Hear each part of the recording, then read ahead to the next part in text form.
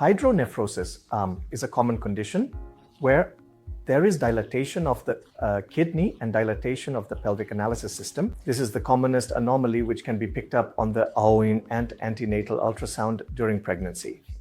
Surprisingly, 50% of these children at birth are found to be normal, whereas 50% of these children could be having a significant cause. So previously, before 20-30 years, most of these children are only picked up when they become symptomatic, in the sense that when they developed an infection or they developed an abdominal swelling, or the child had a decrease in urinary function with a lot of pus circulating in the urine. Thanks to the advances of ultrasound, we are now able to pick up this condition during pregnancy, and now it is a commonest modality by which this condition is diagnosed. An antenatal diagnosis of kidney swelling, that is hydronephrosis, is the commonest modality by which this condition is diagnosed. So not all these children require an intervention, but then once the diagnosis is made known to us, we should intervene at a time before it can damage the kidney. So once we have a diagnosis of hydronephrosis made antenatally, these children are evaluated clinically at birth and then confirmed by an ultrasound done at day 3 of life. And this is again confirmed by an ultrasound which is repeated by 4 to 6 weeks.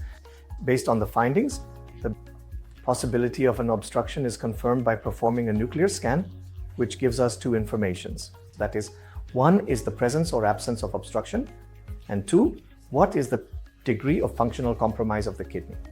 So based on this information, whether the obstruction is unilateral or bilateral, and is obstruction severe or significant, and is there a drop in the functioning status of the kidney, a decision is made either to conserve and wait and watch, or to operate and intervene so as to reduce the chances of further damage to the kidney after the baby is born.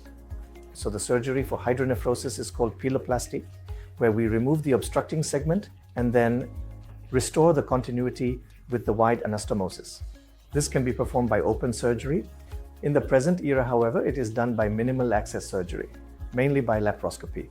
It's called laparoscopic pyeloplasty, and this also can be done by robotic surgery in older children. Laparoscopic pyeloplasty can be done safely even in newborn babies at the time when we usually diagnose this condition and operate by 4 to 6 weeks. It can be safely performed. The advantage of laparoscopic pyeloplasty is these children have very small incisions, hence the pain is less and their recovery is pretty quick. So hydronephrosis is a very common surgical condition, which is usually picked up on an antenatal ultrasound. The diagnosis is confirmed by postnatal evaluation, and if required, a surgical intervention can be done safely in these children by minimal access surgery.